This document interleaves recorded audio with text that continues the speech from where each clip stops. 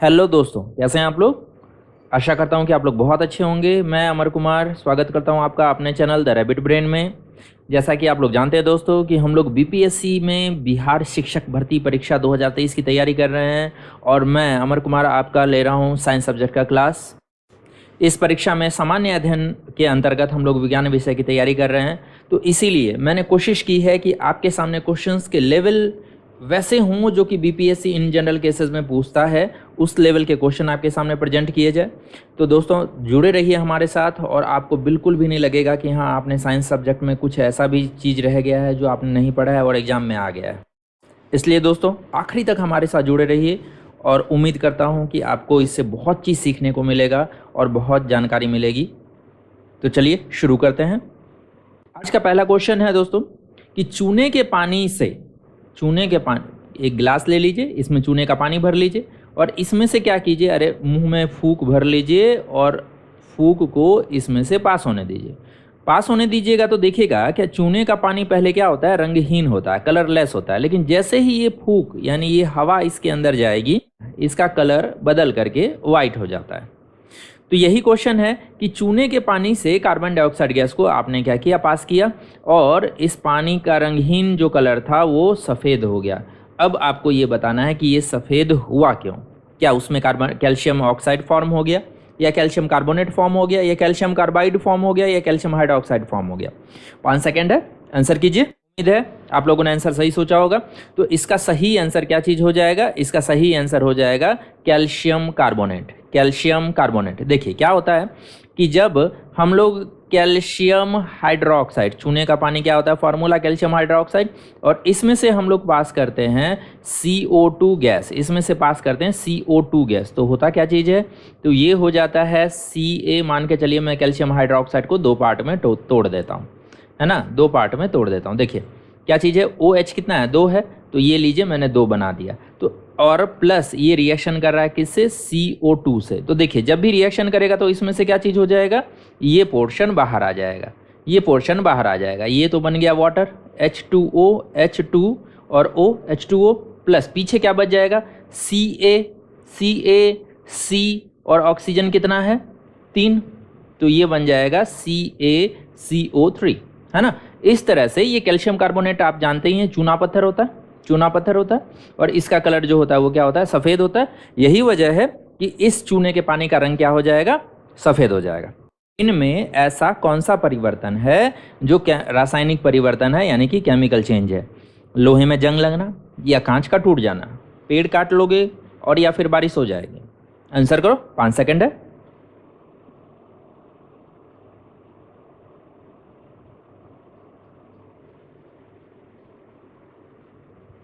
उम्मीद है तुमने सही आंसर चुना होगा।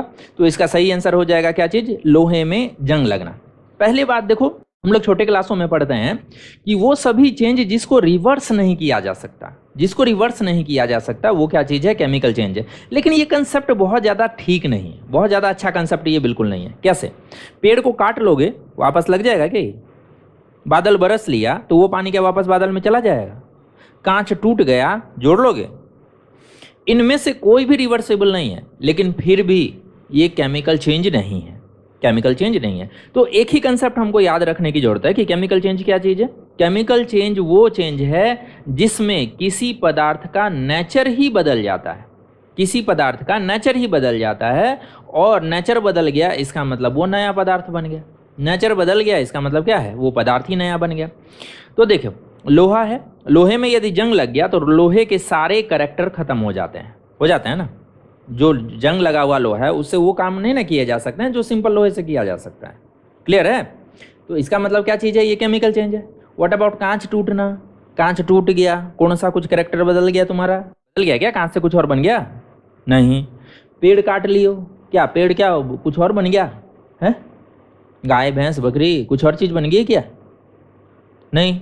बादल बरसना, बादल बरस लिया, बादल क्या होता है, बादल पानी का वेपर होता है, पानी का वेपर होता है, और वही के पानी के वेपर ने क्या किया, वह कलेक्ट कर करके और पानी बना लिया, पानी बना लिया और वो नीचे आ गया। इसमें से कौन सा नया चीज़ बन गया, पानी से एसिड बन गया, है ना। तो फिर क्या करेंगे, हम कहेंगे कि ये सारे के सारे फिजिकल चेंज है, क्योंकि इनमें, इसमें और इसमें कुछ भी नया नहीं बना है, कुछ भी नया चीज़ नहीं बना है। इसलिए ये क्या चीज़ है? इसलिए क्या चीज़ है? फिजिकल चेंज है। लेकिन लोहे में जंग लगने की वजह से ये सारे करैक्टर ही बदल चुके हैं, इसी वजह से ये क्या चीज़ है? केमिकल चेंज है। क्लियर है? हमारा तीसरा क्वेश्चन है कि लोहे की वस्तुओं पर जस्ते के लेपन को क्या कहते हैं? देखो ध्यान रखना, लोहे के जितने भी वो वस्तुएं रहती है ना, यदि आयरन के, ये ऑक्सीजन के कांटेक्ट में आता है तो इसके ऊपर क्या लग जाता है? रस्टिंग लग जाता है ना। गौर किया, लोहे का सरिया है, लोहे का सरिया जो मकान बनाने में यूज होता है, तुमने गौर किया होगा कि यदि वो 2 से 3 दिन पानी में रह जाए तो इसके ऊपर क्या हो जाता है? जंग लग जाता है। और मैंने पहले भी बताया कि यदि जंग लग गया तो इसका मतलब वो लोहा रहा ही नहीं, बेकार हो गया, वो हमारे काम का नहीं रहा। तो हम क्या करते हैं, लोहे की वस्तुओं के ऊपर, लोहे की वस्तुओं के ऊपर ऐसे मेटल का हम लोग एक लेयर चढ़ा देते हैं जो कि लोहे से ज़्यादा रिएक्टिव हो, लोहे से ज़्यादा रिएक्टिव है। इससे क्या होगा? ऑक्सीजन यदि इसके कांटेक्ट में आया तो पहले कौन खराब हो जाएगा? पहले ये लेयर जो बना हुआ है जिस मेटल का, वो लेयर पहले खराब हो जाएगा। और ये लेयर यहाँ पे ऐसे ही बना रहेगा। जब तक ये लेयर रहेगा तब तक ये अंदर वाला चीज़ जो है वो सुरक्षित रहेगा, अंदर वाला चीज़ सुरक्षित रहेगा। तो तुमको बताना है कि यदि मैंने ये लेयर जिंक मेटल का बनाया हुआ है, जस्ते का बनाया हुआ है, तो इस जिंक मेटल के लेयर बनाने को हम लोग क्या बोलेंगे? किस नाम से इस चीज को जानते हैं? 5 सेकेंड है, आंसर करो।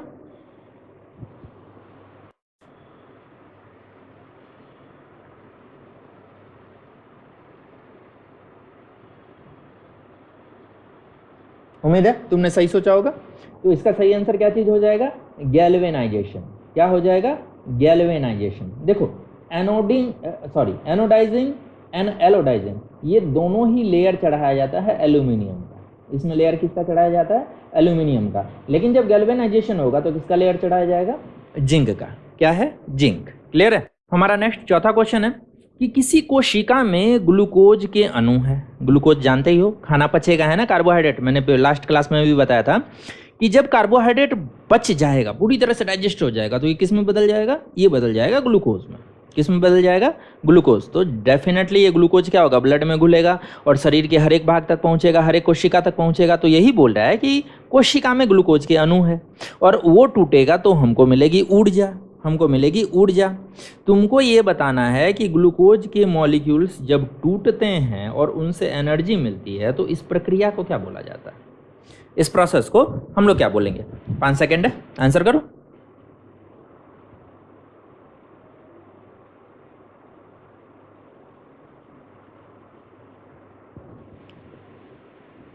तुमने सही आंसर सोच लिया होगा। तो इसका सही आंसर क्या हो जाएगा? क्या वायवीय श्वसन है? क्या अवायवीय श्वसन है? कोशिकीय श्वसन है? केंद्रकीय श्वसन है? तो देखो, वायवीय श्वसन, हवा में यदि कोई सांस लेते हैं, हवा से रेस्पिरेशन होता है तो उसको बोलेंगे वायवीय। यदि बिना हवा के सांस लिया जा रहा है, काम हो रहा है, तो उसको बोलेंगे अवायवीय। लेकिन जब कोशिका में किसी भी तरह का श्वसन होता है, कोशिका में श्वसन मतलब क्या हो गया? श्वसन मतलब हो गया कि जब हवा में भी खास कर क्या चीज़? ऑक्सीजन गया, ग्लूकोज से रिएक्शन किया, ग्लूकोज से रिएक्शन करके एनर्जी दिया, कार्बन डाइऑक्साइड गैस दिया और वाटर मॉलिक्यूल बनाया। तो इसको हम लोग क्या चीज़ बोलते हैं? रेस्पिरेशन। इस प्रोसेस को हम लोग क्या बोलते हैं? रेस्पिरेशन, या फिर क्या बोलेंगे? श्वसन। हिंदी में बोलते हैं श्वसन और रेस्पिरेशन। क्लियर है? तो जब यही रेस्पिरेशन कोशिका में होता है, इसने बोला हुआ है कोशिका में, तो जब भी ये यदि रिएक्शन या रेस्पिरेशन कोशिका में होगा तो उसको हम लोग क्या बोलेंगे? कोशिकीय श्वसन, सेल्युलर रेस्पिरेशन। क्लियर है? नेक्स्ट क्वेश्चन में, अगला क्वेश्चन है 5वां नंबर कि कौन सा जीव अवायवीय श्वसन करता है? मैंने क्या बोला? एक तो हम लोग हैं जो ऑक्सीजन के प्रेजेंट में सांस लेते हैं, उसके बिना हमारा काम नहीं चलता। लेकिन दुनिया में कुछ जीव ऐसे भी हैं जो बिना ऑक्सीजन के भी काम चला सकते हैं, बिना ऑक्सीजन के भी सांस ले सकते हैं। बस तुमको यही बताना है कि जो नीचे ये चारों दिया हुआ है, इन चारों में से ऐसा कौन है जो बिना ऑक्सीजन के भी सांस ले सकता है, काम चला सकता है, एनर्जी हासिल कर सकता है? क्लियर है? 5 सेकेंड है, आंसर करो।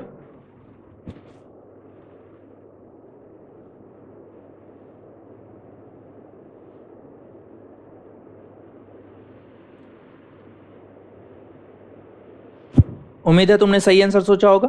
तो इसका सही आंसर क्या चीज़ हो जाएगा? इसका सही आंसर हो जाएगा ईस्ट। ईस्ट जो ब्रेड बनता है ना, जानते हो, जो हमारा ब्रेड बनता है वो ब्रेड भी ऐसे ही सड़ता है और फिर उसको ओवन में डाल करके उसको ब्रेड बनाया जाता है।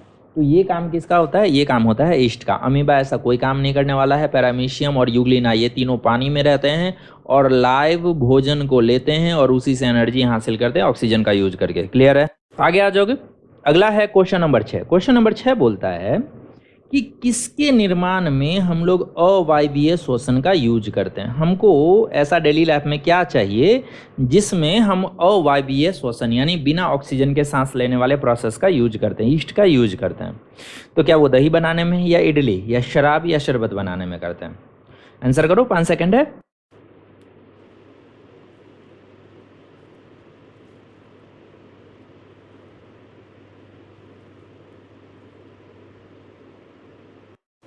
उम्मीद है तुमने सही आंसर सोचा होगा।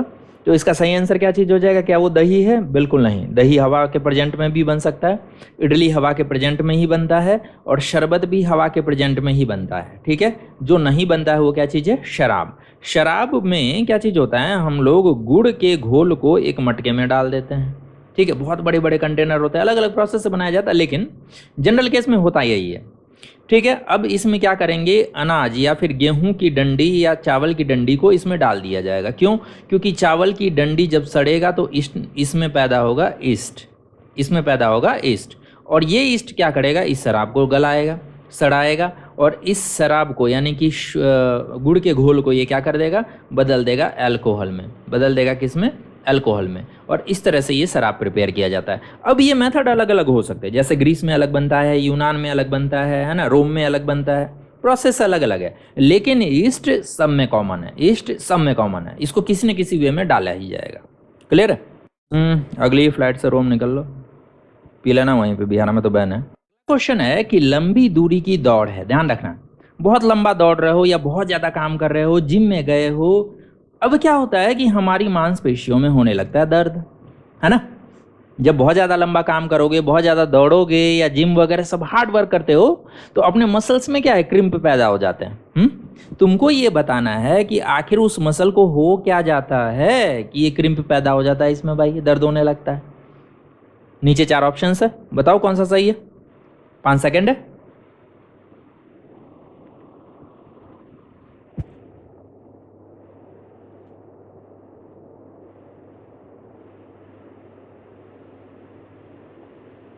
उम्मीद करता हूं तुमने सही आंसर सोचा होगा। तो इसका सही आंसर क्या चीज हो जाएगा? क्या अल्कोहल पैदा होता है? बिल्कुल पैदा होता है, सच में अल्कोहल पैदा होता है। क्या वो लैक्टिक एसिड पैदा होता है? बिल्कुल होता है। खून का थक्का? अरे नहीं, कोई काम नहीं है भाई, साइट्रेट पैदा नहीं होता। देखो होता क्या, होता ये है कि जब हम लोग जल्दी जल्दी दौड़ते हैं ना, जल्दी जल्दी काम करते हैं, तो हमें ऑक्सीजन की सप्लाई लिमिटेड होती है। जल्दी जल्दी सांस लेते हो यार, कितना ऑक्सीजन ले पाओगे? और वो इतना जल्दी जल्दी जो तुम सांस लेते हो उसमें क्या चाहते हो कि ऑक्सीजन पूरे ब्लड में चक्कर लगा के आ भी जाए इतना देर में? संभव नहीं है, सब जगह ऑक्सीजन पहुंच नहीं पाता है। तो बहुत जगह मसल्स क्या करते हैं? बिना ऑक्सीजन के प्रेजेंस के ही सांस लेते हैं, सांस लेते रेस्पिरेशन करते हैं। तो उस रेस्पिरेशन में पैदा होता है अल्कोहल, उस रेस्पिरेशन में पैदा होता है अल्कोहल। और जब बहुत लंबे समय तक तुम दौड़ोगे या काम करोगे या हार्ड वर्क करोगे तो यही अल्कोहल बदल जाएगा किस चीज़ में? लैक्टिक एसिड में। ये अल्कोहल बदल जाएगा किस में? लैक्टिक एसिड में। अल्कोहल पैदा करेगा तुम में थकान, लेकिन जैसे ही ये लैक्टिक एसिड बनेगा ये पैदा करेगा दर्द, ये पैदा करेगा क्रैम्प। क्लियर है? यही वजह है हमारे बॉडी में, हमारे मसल्स में दर्द होने का। अब क्या है? घर पे आओ, घर पे आओ और क्या करना? गर्म पानी से या गर्म कपड़े से मालिश करो। ठीक है, गर्म पानी से इसको, बॉडी को जहाँ जहाँ दर्द कर रहा है उसको धो। इससे क्या होगा? इससे होगा कि ब्लड सर्कुलेशन, अपने शरीर में ब्लड सर्कुलेशन क्या होगा? बढ़ेगा, बढ़ेगा। ब्लड सर्कुलेशन बढ़ेगा तो सब जगह क्या पहुंचेगा? ऑक्सीजन। और जितना भी लैक्टिक एसिड है, जितना भी लैक्टिक एसिड है वो क्या करेगा? रेस्पिरेशन कंप्लीट हो जाएगा, यानी CO2 और वाटर मॉलिक्यूल में वो लैक्टिक एसिड टूट जाएगा और ये CO2 चला आएगा शरीर के बाहर। इस तरह से कोई भी दर्द देने वाला चीज़ वहाँ पीछे बचेगा नहीं, बचेगा नहीं। तो इससे क्या हो जाएगा? तुम्हारा दर्द खत्म। क्वेश्चन है क्वेश्चन नंबर 8 कि नीचे 4 दिए गए हैं जी, तुमको बताना है कि इनमें से किस में वातक या श्वास प्रणाल उपस्थित होता है। है ना। वातक या श्वास प्रणाल को हम लोग बोलते हैं ट्रैकिया। ट्रैकिया। तो तुमको यही बताना है कि ये किस में प्रेजेंट होता है। क्या वो केचुआ होता है, मछली में, कछुआ में या तिलचट्टा में? 5 सेकंड ले लो, आंसर करो।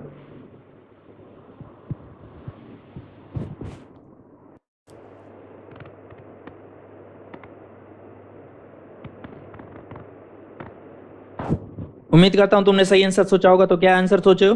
कछुआ? नहीं भाई, गलत आंसर है। मछली? बिल्कुल गलत आंसर है। केचुआ? बिल्कुल नहीं। तो फिर क्या पीछे बच गया? तिलचट्टा। तिलचट्टा। तिलचट्टे का जो बॉडी होता है ना, बॉडी, इसमें बहुत सारे ऐसे छोटे छोटे पाइप इस तरह के बने होते हैं, इस तरह के पाइप बने होते हैं। तो इससे क्या होता है, ऑक्सीजन जाता है और ऑक्सीजन इस पाइप से इस पूरी बॉडी में डिफ्यूज हो जाता है। इसको क्या बोलते हैं? डिफ्यूजन, है ना। ये डिफ्यूज हो जाता है ऑक्सीजन, और इस तरह से तिलचट्टा जो है वो क्या है, सांस लेता है। यही कार्बन डाइऑक्साइड गैस बॉडी से वापस पाइप में आएगा और पाइप से क्या होगा, बाहर निकल जाएगा। तो ये जो छोटी छोटी पाइप का जाल देख रहे हो ना, इसी जाल को हम लोग बोलते हैं श्वास प्रणाल या वातक। ठीक है, क्लियर है? कई लोग तो यहाँ ना मस्त कॉकरोच या तिलचट्टे का नाम सुन करके एकदम बॉडी कांप गया होगा, नहीं? बहुत अच्छे। अगला क्वेश्चन है 9वां नंबर कि मछलियों में श्वसन क्रिया किस चीज से संपन्न होती है, कैसे संपन्न होती है, ये हमको बताना है। क्या वो त्वचा का यूज करते हैं, या क्लोम का यूज करते हैं, या शल्क का यूज करते हैं, या नाक का यूज करते हैं? सोचो, आंसर करो।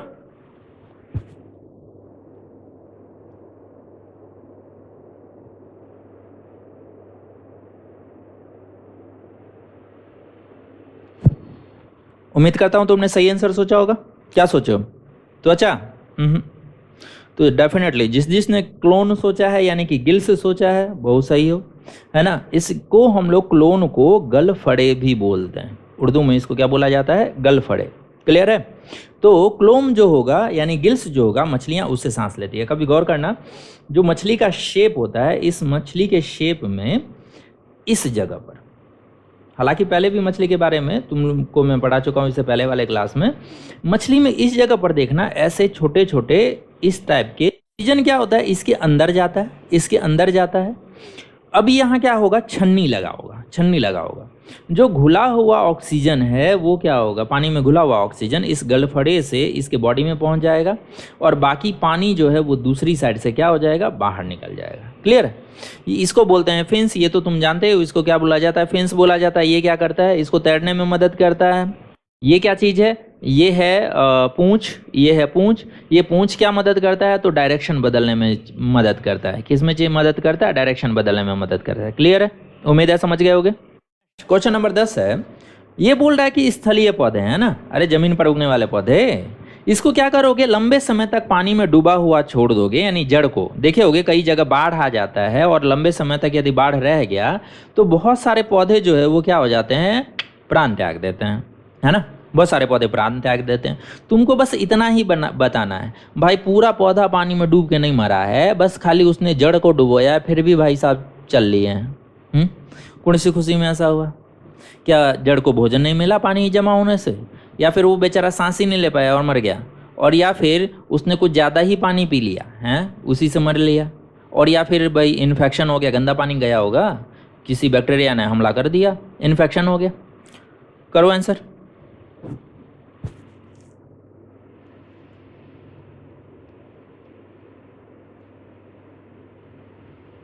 उम्मीद है तुमने सही आंसर चुना होगा। क्या आंसर चुने हो? जड़ को भोजन नहीं मिला? भाई साहब जड़ को भोजन मिलेगा, क्योंकि खाना कौन बनाती है, पत्तियां, और पत्तियों से खाना इसको मिल जाएगा, कोई दिक्कत नहीं है इसको। जल ने अतिरिक्त पानी सोख लिया, जब तक पत्ती से पानी खाली नहीं होगा तो तने से पानी पत्ती में नहीं जाएगा, तो जड़ से पानी तना में नहीं जाएगा, और जब जड़ से पानी तना में नहीं जाएगा तो जड़ एक्स्ट्रा पानी लेगा ही नहीं, जड़ एक्स्ट्रा पानी लेगा ही नहीं। तो ये तो संभावना खत्म करो। आगे आते हैं कि जड़ का श्वसन नहीं करना, ये संभव है, ये संभव है। पानी जमा है, तुमको पता ही है, पत्तियां अलग सांस लेती है, ब्रांच अलग सांस लेते हैं, स्टेम अलग सांस लेते हैं, रूट अलग सांस लेता है ना। अरे खेती कर रहे होते हैं तो क्या कहा जाता है कि भाई जमीन को हल से खोद दो, हैं, मिट्टी को क्या कर दो, लूज कर दो। यही होता है ना। कभी हल क्यों जोतते हैं रे, मिट्टी को लूज करने के लिए जोतते हैं ना। लूज करोगे तो क्या होगा, मिट्टी के अंदर तक में ऑक्सीजन जाएगा, और जो पेड़ लगेंगे, जो जड़ें जाएगी जमीन में, उसको ऑक्सीजन क्या होगा, आसानी से मिलेगा, इसलिए ऐसा होता है, हेल्दी बनेंगे पौधे। चलो, तो जब पानी जमा ही हो गया, यहाँ पर पानी जमा हो गया, तो ये तो पानी के पौधे हैं नहीं कि पानी से ऑक्सीजन लेंगे सांस में। तो ये क्या है, इसको बेचारे को सांस आएगा नहीं, सांस आएगा नहीं तो ये चल बसेगा। इन्फेक्शन की कोई संभावना नहीं, रहने दो यार, बहुत पावरफुल होता। इन्फेक्शन तो क्या, इसके पिताजी, इसका बेटा, इसका बेटा, इसका बेटा, वो भी इसका कुछ नहीं बिगाड़ सकते हैं। समझ गए। क्वेश्चन पर हम लोग आते हैं। अगला क्वेश्चन बोलता है कि रक्त का मुख्य कार्य क्या है। भाई बहुत सारा ब्लड लेके घूम रहे हो और तुमने सुना ही होगा, बॉडी वेट का 70% जो होता है वो क्या चीज होता है, पानी होता है ना। बॉडी वेट का 70% पानी होता है। करते क्या है यार ये ब्लड यहाँ इतना है कि इतनी जरूरत है हमारे बॉडी में, क्या वो वायु का परिवहन करेंगे, या रक्त कणिकाओं का परिवहन करेंगे, या भोजन में पोषक तत्वों का परिवहन करेंगे, या फिर भाई साहब सारे के सारे काम इन्हीं की जिम्मेदारी पर है क्या? सोचो, आंसर करो।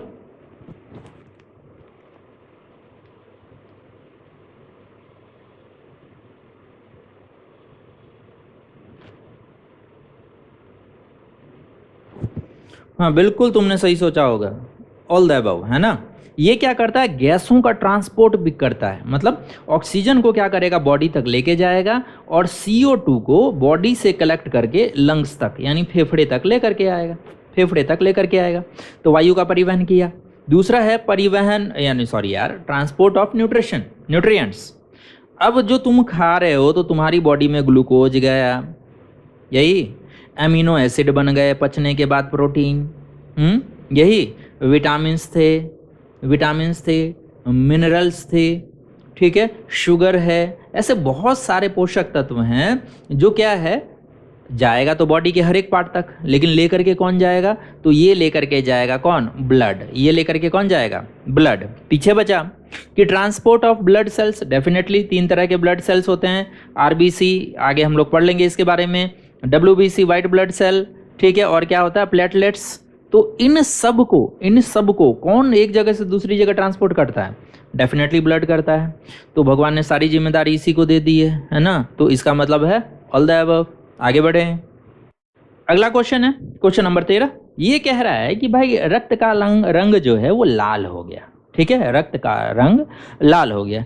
ये कौन सी खुशी में होता है, जबकि उसमें RBC भी है, red blood cell, white BC भी है, W ब्लड सेल, ये दोनों एक दूसरे को कैंसिल आउट कर लेते, फिर भी, और पानी तो खैर जिंदाबाद।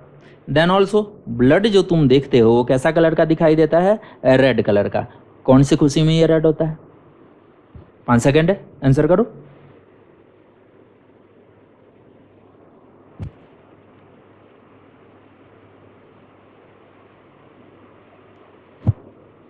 उम्मीद है सही सोचे होगे। क्या आंसर हो जाएगा, क्या वो श्वेत रुधिर कणिकाओं की वजह से, ना भाई, वाइट होना चाहिए था तब तो। प्लेटलेट्स कोई कलर नहीं है, लाल रुधिर कणिकाएं ये भी ठीक है, इनकी वजह से होते हैं, लेकिन इन कणिकाओं का रंग लाल क्यों होता है, वो होता है किसकी वजह से, हीमोग्लोबिन की वजह से, हीमोग्लोबिन की वजह से। यानी मेजर फैक्टर जो है वो लाल होने के पीछे वो क्या चीज है, हीमोग्लोबिन, है ना। देखो, कभी भी हीमोग्लोबिन, जब कभी भी HAE, ध्यान रखना, हीमोग्लोबिन, ये ब्रिटिश इंग्लिश है, ठीक है, ये ब्रिटिश इंग्लिश है। जब अमेरिकन इंग्लिश पढ़ोगे तो उसमें स्पेलिंग लिखा आएगा हीमोग्लोबिन, हीमोग्लोबिन, ठीक है। अब अपना अपना देख लेना भाई, जो तुमको अच्छा लगे लिख लियो, ठीक है। चलो, तो हीमोग्लोबिन जब ऑक्सीजन के साथ मिलता है, हमने सांस लिया, ऑक्सीजन गया ब्लड में, ब्लड में हीमोग्लोबिन है और ऑक्सीजन है, भाई ने दोस्ती कर लिया तो बना लेगा ये ऑक्सी हीमोग्लोबिन। क्या बना लेगा, ऑक्सी हीमोग्लोबिन, ऑक्सी हीमोग्लोबिन। इस ऑक्सी हीमोग्लोबिन का जो कलर होता है वो होता है क्या, रेड। क्या होता है, रेड। और यही वजह है कि ब्लड का मैक्सिमम पोर्शन क्या होता है, रेड होता है। क्लियर है। देखते हैं अगला क्वेश्चन। अगला क्वेश्चन है कि भाई साहब हीमोग्लोबिन है, हमने तो अभी अभी ढूंढ लिया हीमोग्लोबिन को, इसका मेन काम क्या है, क्या खाली ब्लड को लाल रखने का काम होता है इसका, देखो और आंसर करो। 10 सेकंड दिए।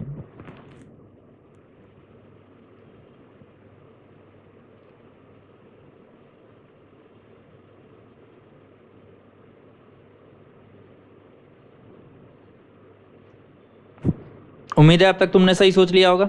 चलो, पहला है कि ऑक्सीजन को शरीर की विभिन्न कोशिकाओं तक पहुंचाता है। अभी अभी मैंने बताया कि हीमोग्लोबिन क्या करेगा, ऑक्सीजन के साथ मिल जाएगा और बना लेगा क्या, ऑक्सी हीमोग्लोबिन, ऑक्सी हीमोग्लोबिन।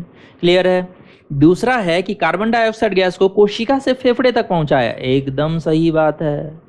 कभी भी देखना, गौर करना, अपने हाथ को ना कहीं कलाई से पीछे पकड़ लो एकदम टाइट और कलाई को 2-3 बार ऊपर नीचे करो तो देखोगे कि इस कलाई में 2 तरह के ब्लड दिखते हैं। एक तो लाल नस दिखती है और एक नस ऐसा होता है जो ब्लू कलर का दिखाई देता है, नीले रंग का दिखाई देता है। गौर किया होगा कभी? इस नीले रंग वाले नस में ये नहीं होता, इसमें होता है क्या, तो देखो ब्लड में हीमोग्लोबिन है, ब्लड में हीमोग्लोबिन है। अब इस हीमोग्लोबिन ने क्या किया, तो सेल में जो कार्बन डाइऑक्साइड गैस इकट्ठा हुआ था ग्लूकोज के टूटने की वजह से, उससे रिएक्शन किया और ये बना लिया कार्बोक्सी हीमोग्लोबिन। क्या बना लिया? Carboxy haemoglobin. और इसका कलर जो रहता है वो रहता है क्या चीज़, ब्लू। तो जिन नसों में ये बह रहा होता है उन नसों का कलर कैसा दिखाई देगा, ब्लू दिखाई देगा। क्लियर है। तो कुल मिलाकर के बात ऐसी है कि ये क्या काम करता है, तो हमारे सेल से कार्बन डाइऑक्साइड गैस को ले करके और फेफड़े तक पहुंचाता है, फिर हम सांस छोड़ते हैं और वो कार्बन डाइऑक्साइड गैस क्या है, बाहर आ जाता है। इतना समझ गए। उसके बाद है पोषक तत्वों का परिवहन। तो भाई इसका कोई काम नहीं है। पोषक तत्व पानी में घुल करके भी, यानी ब्लड में घुल करके भी जा सकते हैं। इसका मतलब अ और ब दोनों करेक्ट है ना, ये भी करेक्ट है और ये भी करेक्ट है। क्लियर है। अगले क्वेश्चन पर आ जाओ। नेक्स्ट क्वेश्चन है कि श्वेत रुधिर कणिकाएं हैं। अरे भाई WBC, व्हाइट ब्लड सेल, ठीक है। तुमको ये बताना है कि इसका मेन काम क्या है। इतनी सारी कणिकाएं जो दी हुई है तो उनमें ये WBC, ये भाई साहब करते क्या है ब्लड में? 5 सेकेंड है, आंसर कर दो।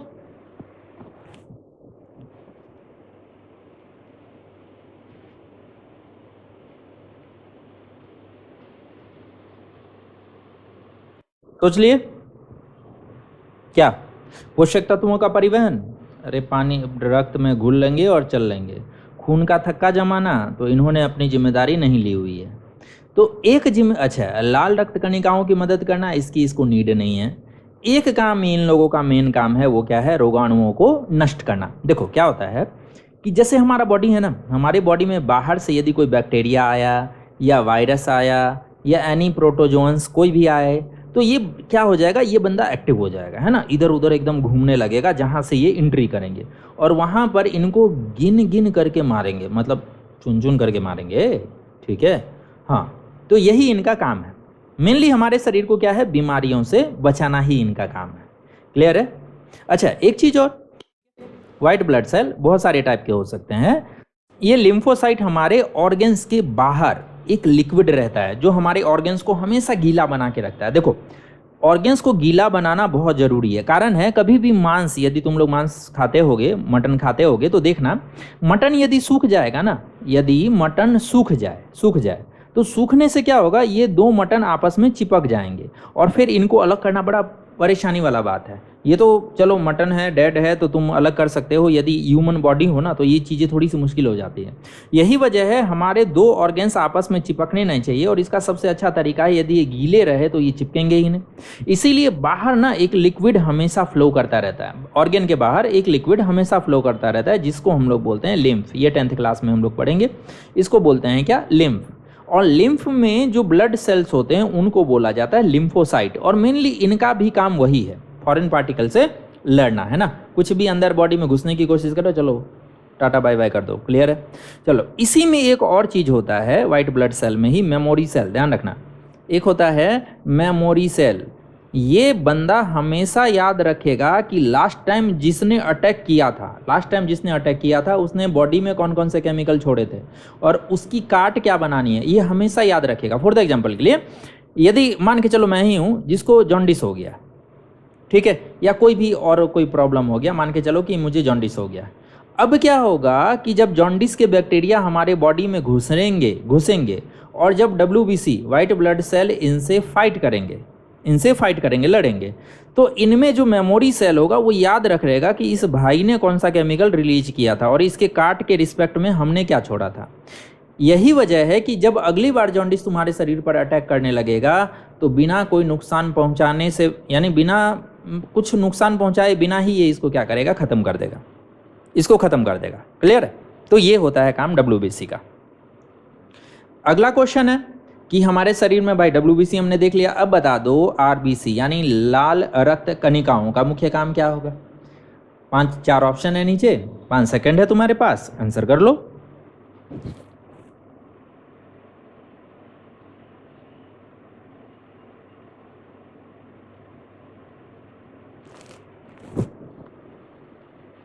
कर लिया आंसर? चलो देखते हैं। आरबीसी का काम क्या है, ऑक्सीजन का परिवहन। मैं पहले भी बता चुका हूं।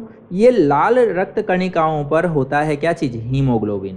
क्या होता है, हीमोग्लोबिन। और हीमोग्लोबिन ऑक्सीजन के साथ में मिल करके बनाता है ऑक्सी हीमोग्लोबिन। यानी एक बात तो तय है कि ये लाल रक्त कणिकाएं क्या काम करती हैं, ऑक्सीजन को परिवहन का काम करती है। कार्बन डाइऑक्साइड गैस का परिवहन, अरे बिल्कुल भाई, हीमोग्लोबिन ने कार्बन के साथ भी तो रिएक्शन किया था कार्बन डाइऑक्साइड गैस के साथ, और कार्बोक्सी हीमोग्लोबिन बनाया था, तो इसका भी परिवहन कर रहा है। पोषक तत्वों के परिवहन के लिए किसी सेल की जरूरत नहीं होती, ये पानी ब्लड में घुलेंगे और बॉडी के हर एक पार्ट तक पहुंच जाएंगे। ठीक है, इसका मतलब अ भी सही है और ब भी सही है, तो इसका मतलब द आंसर करेक्ट है ना। Both A and B are correct. आ जाओ अगले क्वेश्चन पर। प्लेटलेट्स का हमारे शरीर में क्या काम है। आरबीसी देख लिए, डब्ल्यूबीसी देख लिए, अब ये भी बता दो प्लेटलेट्स क्या काम करते हैं। तो अब तो तुम समझ ही गए होगे, फिर भी 5 सेकंड ले लो और आंसर करो।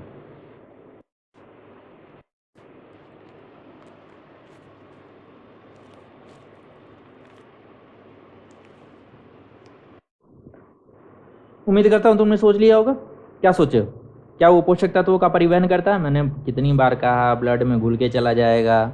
नमक और शर्करा का परिवहन करेगा, अरे भाई नमक भी पानी में घुलता है और शर्करा भी पानी में घुलता है, मतलब ब्लड में घुल करके चला जाएगा।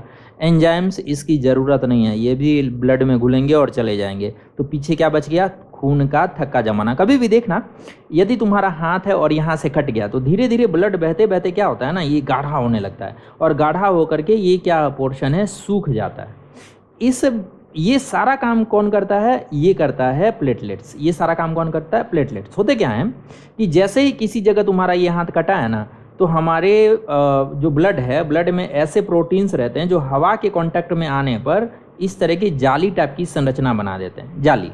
लेकिन ब्लड तो इस जाली से रुकने वाला नहीं है, तो क्या होता है, प्लेटलेट्स आ करके इस ब्लड वेसल, सॉरी, ये ब्लड की जालियों में, ये जो अभी जाली बनी है, इनमें फंस जाते हैं।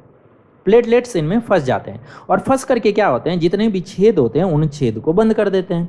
बंद कर देंगे तो नेक्स्ट ब्लड जो है, वो ब्लड इधर बहने की बजाय वो सीधा अपना बहता रहेगा और ये खून का थक्का जम जाएगा। ये हार्ड हो करके आगे क्या होता है, ये हार्ड होने लगते हैं और अंदर ये पूरा शरीर फिर से बन जाता है और ये हार्ड हो करके बाहर गिर जाते हैं, ये बाहर गिर जाते हैं। मैथिली में इसको बोला जाता है खांट। अगले क्वेश्चन पर आ जाओ। नेक्स्ट क्वेश्चन है कि शरीर में धमनियों का क्या काम है। भाई तुमने सुना होगा, हम लोग बोलते हैं नस। अरे नस नो बड़ा कंफ्यूजिंग एक सब वो है, मैटर है।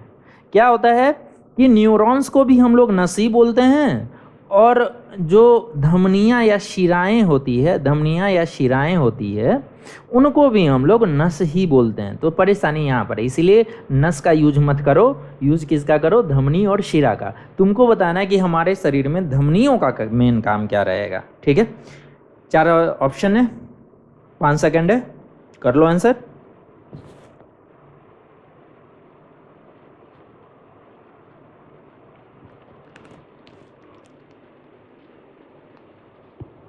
सोच लिए, चलो। तो क्या है, ऑक्सीजन समृद्ध रक्त का परिवहन करना।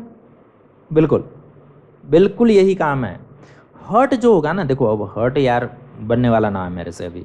ठीक है, लो जो तुम लोग दिखाते हो ना, ये लो दिल है, यही दिल है। ठीक है, इसमें हो गए 4 चैम्बर, इसमें हो गए 4 चैम्बर।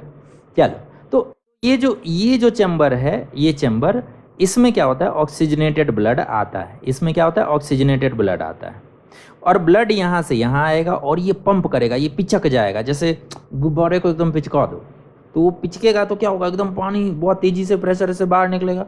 यहाँ से भी एक पाइप, एक नली यहाँ से निकलती है। सिंस पानी प्रेशर के साथ आ रहा होता है तो ये नली भी मोटी होती है, ध्यान रखना, ये नली भी बहुत मोटी बनी होती है, ठीक है, स्किन मोटा होता है इसका। इसको हम लोग बोलते हैं धमनी, इसको हम लोग बोलते हैं क्या, धमनी। तो मैटर ये है कि धमनी ने क्या किया, तो ऑक्सीजन समृद्ध रक्त को परिवहन किया। ऑक्सीजन समृद्ध रक्त यानी ऑक्सीजन रिच ब्लड को ये क्या करता है, ट्रांसपोर्ट करता है, कौन, धमनी। मेरा अगला क्वेश्चन है कि भाई शिरा का फिर क्या काम होगा, शिराओं का क्या काम होगा। तो शिराओं का काम होगा, क्या होता है, ये शिराएं यहाँ पर बॉडी से ब्लड कलेक्ट करके लाती है। अब बॉडी से लेके आई होगी तो उसमें CO2 घुला होगा, ये गंदा ब्लड होगा, ब्लू ब्लड होगा। ये ब्लू ब्लड ऊपर वाले में से नीचे आता है, नीचे ये पिचकता है, पंप की तरह प्रेशर देता है, और प्रेशर देता है तो यहाँ से प्रेशर में ब्लड जो है वो पहुँचता है कहाँ, फेफड़ों तक। कहाँ पहुँचता है, लंग्स तक। तो इनमें जो भरा हुआ ब्लड रहता है वो क्या रहता है, carbon dioxide gas rich blood, carbon dioxide gas समृद्ध ब्लड रहता है। क्लियर है, ब्लू कलर के ब्लड रहते हैं, गंदे ब्लड रहते हैं। क्लियर। तो धमनी का काम हो जाएगा ऑक्सीजन रिच ब्लड का सप्लाई करना, यानी ऑक्सीजन से समृद्ध ब्लड को लेके जाना, और इसका काम क्या रहेगा, तो कार्बन डाइऑक्साइड गैस से समृद्ध ब्लड को लंग्स तक लेके जाना। क्लियर है। हमारा अगला क्वेश्चन है कि विश्राम की अवस्था में, भाई तुम एकदम लेटे पड़े हो, अब मर नहीं गए हो, लेटे पड़े हो, है ना, स्वस्थ हो, बहुत अच्छे रहो ही हमेशा स्वस्थ। तुमको ये बताना है कि उस समय तुम्हारी हार्ट रेट क्या होगी। हार्ट रेट जानते हो ना, वो नाड़ी जो देखते हैं ना, जो देखते हैं, हाथ लगाया और वो कुछ एकदम चेक कर रहा है, या जो क्या बोलते हैं डॉक्टर्स स्टेथोस्कोप लगा करके जो दिल की धड़कन नाप रहे होते हैं, ये बताना है कि ये दिल की धड़कन का रेट क्या होता है, दिल की धड़कन का रेट क्या होगा। क्या ये 1 मिनट में 60 से 70 टाइम धड़केंगे, या 72 से 80 टाइम, या 70 से 72 टाइम्स, या 60 से 80 टाइम्स। बताने की जरूरत है, चलो ना यार, आंसर करो, 5 सेकेंड है।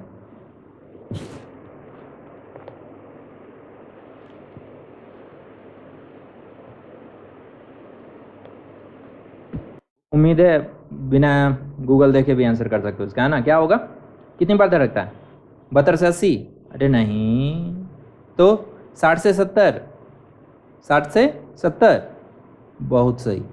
सबसे ज़्यादा सही आंसर क्या होगा, 60 to 70 टाइम्स, है ना। 60 से 72 बार के बीच में ये धड़कता है, लेकिन मुझे मतलब कोई ऑप्शन नहीं मिला था।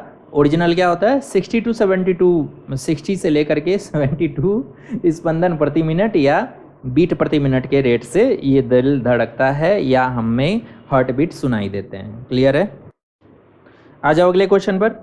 अगला क्वेश्चन है कि वे रक्त वाहिनियाँ यानी नसें, है ना, जिनमें रक्त बहते हैं, ब्लड वेसल्स, जो कार्बन डाइऑक्साइड गैस से समृद्ध रक्त को शरीर के अन्य भागों से हृदय में लेके जाती है, उनको क्या बोलते हैं। मैंने बता दिया यार, अब इसका 5 सेकंड मत लो, है ना। तुमको बताना है कि वो ब्लड वेसल्स यानी वो नसें जो carbon dioxide gas rich blood को, कार्बन डाइऑक्साइड से भरे हुए ब्लड को, ब्लू ब्लड को, गंदे ब्लड को शरीर के अन्य भागों से इकट्ठा करके और हार्ट तक पहुंचाती है, उनको हम लोग क्या बोलते हैं। तो उनको हम लोग क्या बोलते हैं, अभी अभी मैंने बताया था, क्या बोलते हैं, शिराएं। क्या बोला जाएगा, शिराएं। ठीक है। 20 नंबर क्वेश्चन है अपना कि शरीर का कौन सा अंग रक्त पदार्थों के परिवहन के लिए पंप का कार्य करता है। अरे भाई, बॉडी में ब्लड जाएगा तो ऐसे ही थोड़ा ना चलेगा। अब हार्ट तो होता है नीचे और ब्लड भेज रहे हो दिमाग में, कैसे जाएगा, हाँ, ग्रेविटी से। ग्रेविटी नीचे से ऊपर जाती है, तो कोई तो होगा जो पंप का काम करेगा। बता दो क्या काम करे, कौन काम करेगा ये। 5 सेकंड की जरूरत है, छोड़ो मतलब। ठीक है। फुफ्फुस यानी लंग्स ये काम नहीं करते हैं, धमनी ये काम नहीं करते हैं, शिराएं ये काम नहीं करती हैं, ये केवल ट्रांसपोर्ट का ही काम करते हैं। ठीक है। ले जा सकते हैं, ले आ सकते हैं, कोई पंपिंग वम्पिंग का छूना है तो कौन काम करेगा, हार्ट। अभी अभी मैंने बताया था, याद आया, 4 चैम्बर, 1 2 3 4, यहाँ से यहाँ आया और इसने क्या किया, पंप किया, तभी ब्लड जो है वो बाकी शरीर में गया, और इसने पंप किया तो कहाँ गया, हार्ट में गया, सॉरी कहाँ गया, लंग्स में गया। क्लियर है, यही होगा। नेक्स्ट अगला क्वेश्चन अपना है कि अलिंद किसे कहते हैं। अलिंद क्या होता है। हृदय में 4 सेक्शंस थे, 4 सेक्शंस थे, याद आया। चलो अब तुमको ये बताना है कि ये है तो हार्ट से ही रिलेटेड। तो अलिंद इनमें से किसको कहा जाएगा। क्या नीचे के दो कक्ष होते हैं उनको अलिंद कहते हैं, और या फिर दाईं ओर के ये जो दोनों है इसको अलिंद कहेंगे, या ऊपर वाले दोनों को अलिंद कहेंगे, या बाईं ओर के दोनों को अलिंद कहेंगे? ले लो 5 सेकेंड।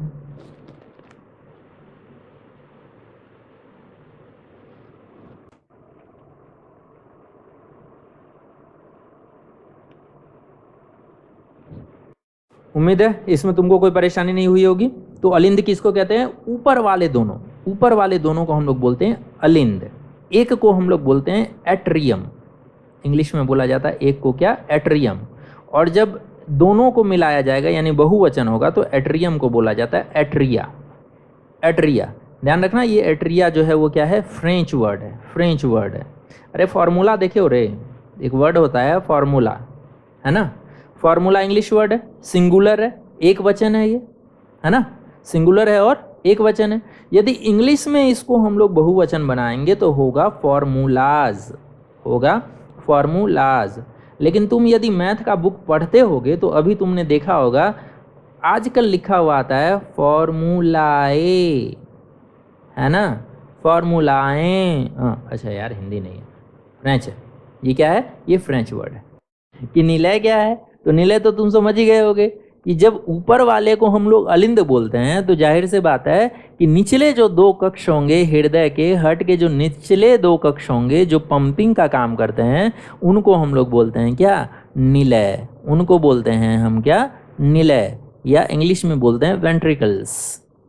ठीक है, इंग्लिश में क्या बोलते हैं? वेंट्रिकल्स। क्लियर है? अपना 23वां नंबर क्वेश्चन है कि हृदय के लिए निम्नलिखित में से कौन से कथन सत्य है? भाई हार्ट जानते हो, अभी तक जो भी क्वेश्चन पढ़ चुके हो उसके बेसिस पे तुमको ये बताना है कि हार्ट के बारे में इन तीनों में से या चारों में से कौन सा स्टेटमेंट करेक्ट है।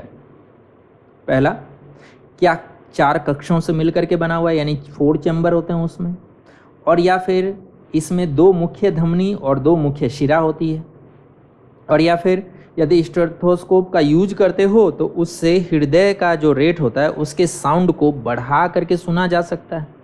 और यह बोल रहा है कि भाई ये सारे ही कथन जो आपने लिखे हैं सर वो सारे के सारे सही हैं। 5 सेकंड है, आंसर कर लो।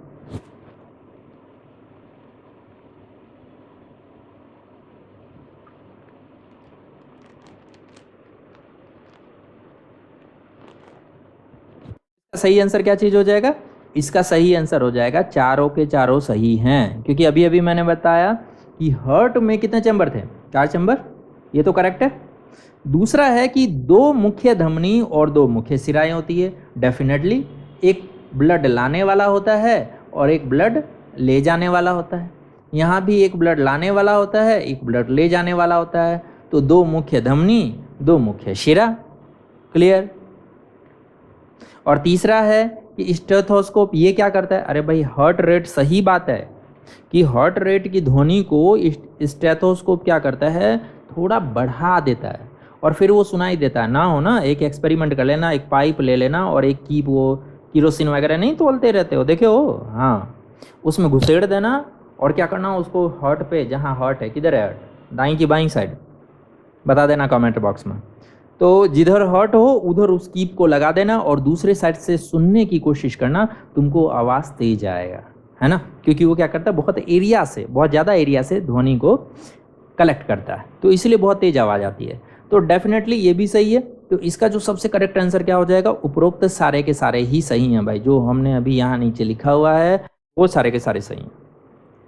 अगला आ जाओ, 26 नंबर क्वेश्चन। 26 नंबर क्वेश्चन बोलता है कि वे अंग जो सजीवों द्वारा कोशिकाओं में निर्मित अपशिष्ट पदार्थों को बाहर निकालने की प्रक्रिया में भाग लेते। देखो, कोशिका सांस लेंगी तो CO2 भी बनेगा और भी बहुत सारे प्रोडक्ट बनेंगे जो कि हमारे यूजफुल नहीं रहेंगे। तो उन पदार्थों को बाहर निकालना बहुत ज़्यादा जरूरी है, बाहर निकालना बहुत ज़्यादा जरूरी है। कचरों को बाहर नहीं निकालोगे शरीर बीमार पड़ेगा। तुमको ये बताना है कि वो सारे अंग जो इन कचरों को बाहर निकालने में लगे हुए रहते हैं, उन अंगों को कलेक्टिवली, सारे अंगों को एक साथ यदि कोई नाम दिया जाए तो उसको क्या बोला जाएगा? क्या उसको पाचन तंत्र बोलेंगे, या श्वसन तंत्र बोलेंगे, या उत्सर्जन या तंत्रिका तंत्र बोलेंगे? 5 सेकंड आंसर करो।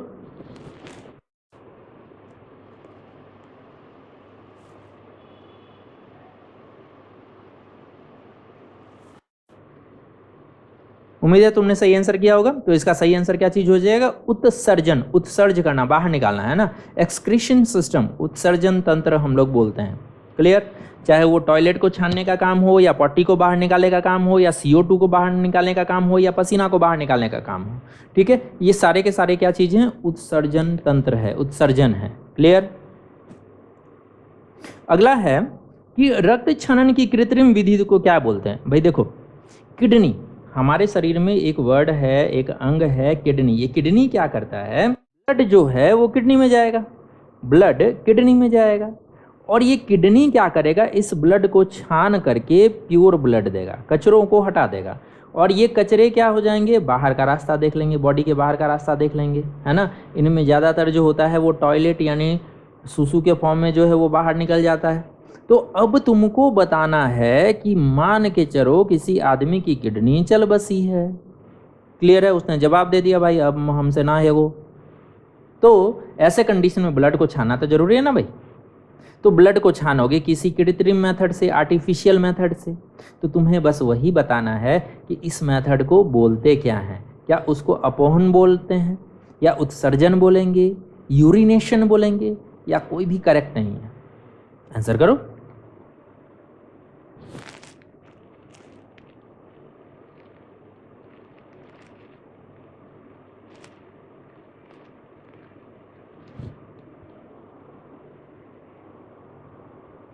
उम्मीद है तुमने सही आंसर किया होगा। क्या आंसर होगा?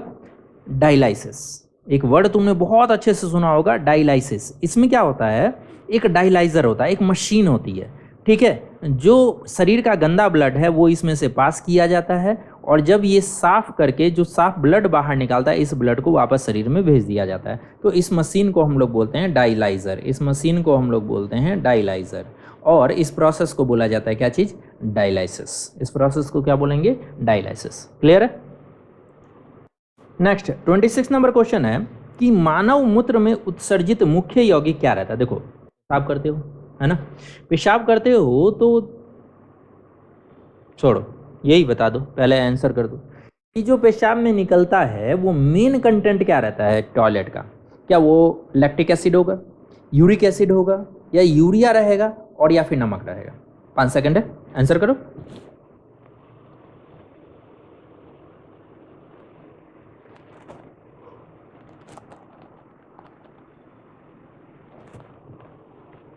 तुमने सही आंसर किया होगा। क्या? नमक तो ये बात सही है कि निकलता है, लेकिन बहुत कम अमाउंट में होता है। दूसरा है यूरिक एसिड। तो यूरिक एसिड इंसान के शरीर में नहीं बनता, ये पक्षी के शरीर में बनते। ज़्यादातर पक्षी हो गए, रेप्टाइल्स हो गए, है ना, इनके शरीर में जो है वो यूरिक एसिड बनता है। इनके जो पट्टी होती है उनमें यूरिक एसिड रहता है।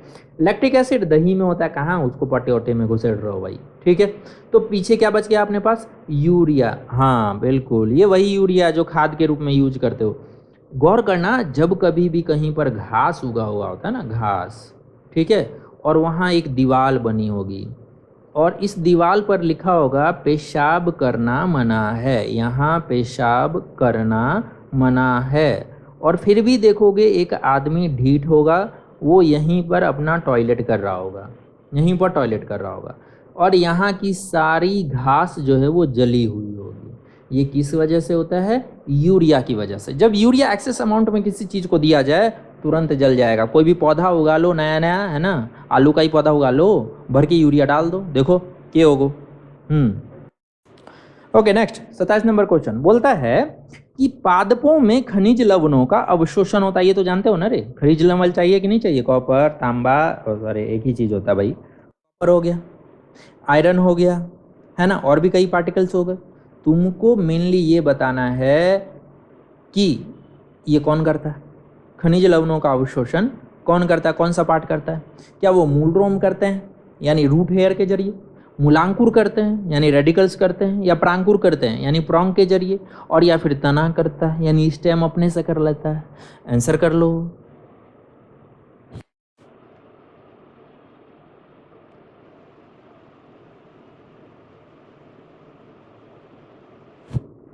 उम्मीद करता हूं तुमने आंसर कर लिया होगा। तो इसका सही आंसर क्या चीज हो जाएगा? देखो भाई, सबसे पहली बात आएगा कहां से, पहले ये सोच लो, कहाँ से आएगा? ये प्लांट है, पत्ती तो कहीं से ले नहीं सकती है। आयरन मिलेगा कहाँ पर इसको? मेनली मिलेगा ज़मीन में। आयरन कहाँ पर मिलेगा? ज़मीन में। और ज़मीन में से लेगा कौन? एक ही चीज़ तो ज़मीन में रहता है रे, ये रहता है कौन? मूल रोम। देखो ये रूट हो गया, रूट हो गया ना, और रूट से बहुत सारे ऐसे हेयर लाइक स्ट्रक्चर निकलते हैं। तो इस बड़े वाले को हम लोग बोलते हैं क्या चीज़? मूल। और ये जो छोटे छोटे बाहर देख रहे हो इसको बोलते हैं मूल रोम, इसको बोलते हैं मूल रोम। तो यही क्या करता है? मिट्टी से वाटर, पानी और खनिज लवणों को लेकर के और कहाँ तक पहुँचाता है? पत्तियों तक पहुँचाता है। बाकी काम पत्तियों का अपना वो देख लेगी। क्लियर है? अगला देखो क्वेश्चन नंबर 28। क्वेश्चन नंबर 28 है कि पादप में जल और पोषक तत्वों का परिवहन कौन से उत्तक करते हैं? देखो उत्तक हर जगह रहते हैं, टिश्यू हर जगह रहते हैं, हमारे बॉडी में रहते हैं, प्लांट में भी रहते हैं। तुमको ये बताना है कि मुझे जल और खनिज लवण यहाँ से ज़मीन से ले करके और पत्तियों तक पहुँचाता है। तो ये पत्तियों तक पहुँचाने का काम किस टिश्यू का है, किस उत्तक का है? क्या वो जाइलम होता है, क्या वो फ्लोएम होता है, या ट्रेचिड्स होता है, या फिर और बहुत दोनों ही होता है? 5 सेकंड है, आंसर करो।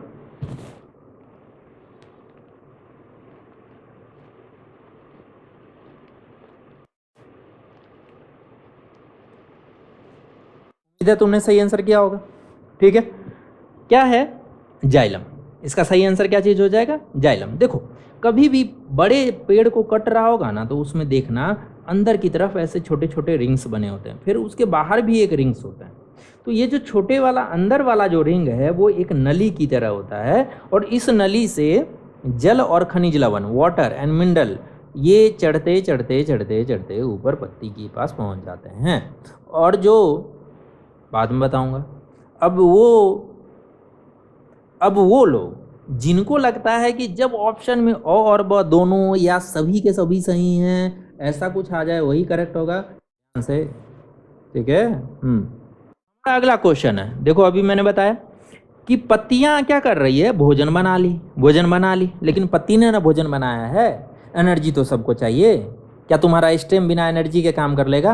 हाँ, रूट क्या चाहते हो? भूखे रहकर बेचारा काम करता रहे, खाना ना दे, मजदूरी करवाओगे? तो खाना तो चाहिए ना। तो अब ये पत्ती से खाना उस रूट, स्टेम या ब्रांच तक कैसे पहुंचेगा? क्या वो जाइलम पहुंचा के देगा, या फ्लोएम पहुंचा के देगा, या ट्रेचिड्स पहुंचा के देगा, या जाइलम वेसल पहुंचा के देगा? कर लो आंसर।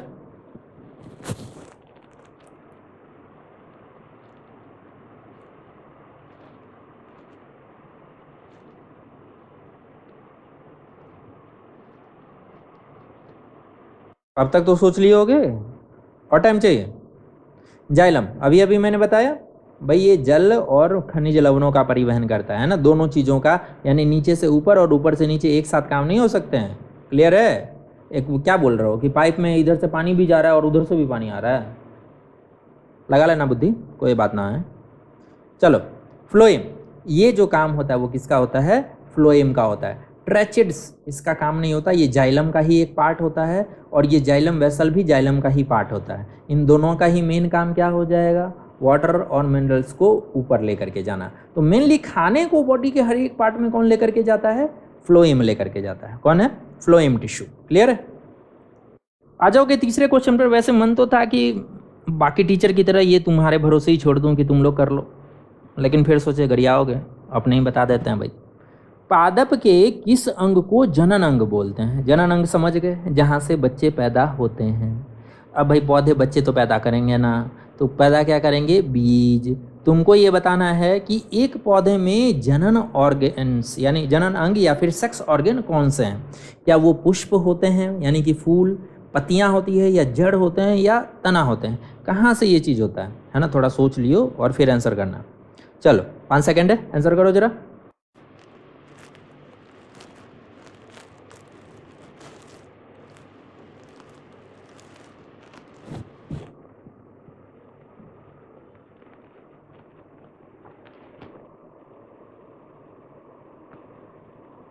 उम्मीद है इस बार भी तुमने सही किया होगा। तो इसका सही आंसर क्या चीज़ हो जाएगा? पुष्प। इसके जो जनन अंग होंगे वो क्या होंगे? पुष्प। देखो पुष्प जो होंगे ना भाई, कई पुष्प ऐसे होते हैं जो पुरुष होते हैं, ठीक है, उनमें केवल पुरुष के अंग होते हैं। कई पुष्प ऐसे होते हैं जिनमें केवल स्त्री के अंग होते हैं, लेकिन मैक्सिमम पुष्प ऐसे होते हैं जिनमें पुरुष और स्त्री दोनों अंग एक साथ होते हैं। दोनों अंग क्या होते हैं? एक साथ होते हैं। वीडियो में मैं पूरी कोशिश करूंगा कि इसको मैं बहुत अच्छे से एक्सप्लेन करूं। फिलहाल तुम ये समझो कि पुष्प जो होता है वो क्या चीज़ होता है? जनन अंग होता है। क्लियर है? हमारे वो साहिबान और कदरदान जिन्होंने अब तक हमारे चैनल को सब्सक्राइब नहीं किया है, प्लीज़ सब्सक्राइब कर लें ताकि आप तक हमारी सारी वीडियो की नोटिफिकेशन सबसे पहले पहुंचे। शेयर कर दो, है ना? सारे दोस्त तुम्हारे इससे जुड़ जाएंगे, मेरा भी भला हो जाएगा, उनका भी भला हो जाएगा। और लाइक कर दियो, ठीक है? वीडियो पसंद आए तो लाइक ज़रूर कर लेना। मिलता है फिर अगले वीडियो में, तब तक के लिए हैव अ गुड डे।